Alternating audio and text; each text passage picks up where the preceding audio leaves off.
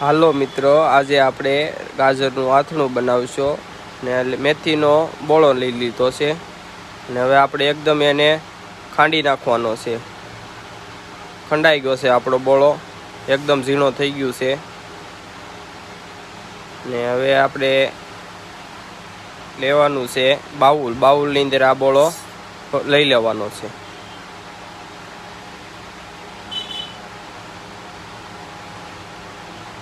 એવો એક બાઉલમાં લઈ લીધો છે. હવે ગેસ શરૂ કરીને આપણે થોડુંક તેલ મૂકશો ગરમ કરવા.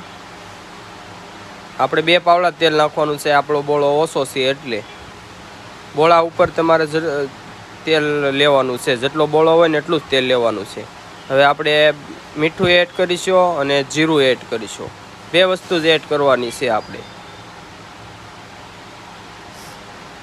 અને હવે આપણું તેલ આવી ગયું છે, એ આપણે આ મેથીનો બોળો છે ને એમાં નાખવાનું છે અને એકદમ સરખી રીતના મિક્સ કરી નાખવાનું છે.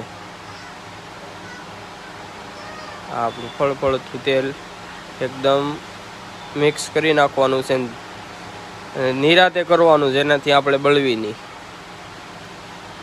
આપણું મિક્સ થઈ ગયું છે ને હવે આપણે 1 ચમચી કશ્મીરી મરચું નાખવાનું છે, જેનાથી આપણો બોળો પીળો દેખાય છે ને, પીળો ન દેખાય, લાલ ઉપર થઈ જાય.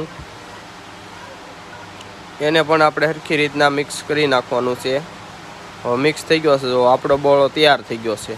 હવે આપણે એમાં ગાજર લીધા છે, મરચાં પણ એમાં આપણે લઈએ, એકવી લીલા આપણે ગાજર લીધા છે. હવે આપણે ગાજર એની અંદર સરખી રીતના મિક્સ કરી નાખવાના છે, એટલે આપણું અથાણું થઈ જાય તૈયાર.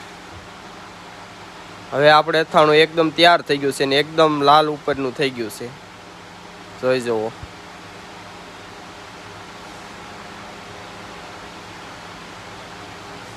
હવે તમે બધા આવજો મિત્રો જમવા, તો અમે તમને આપશો અથાણું.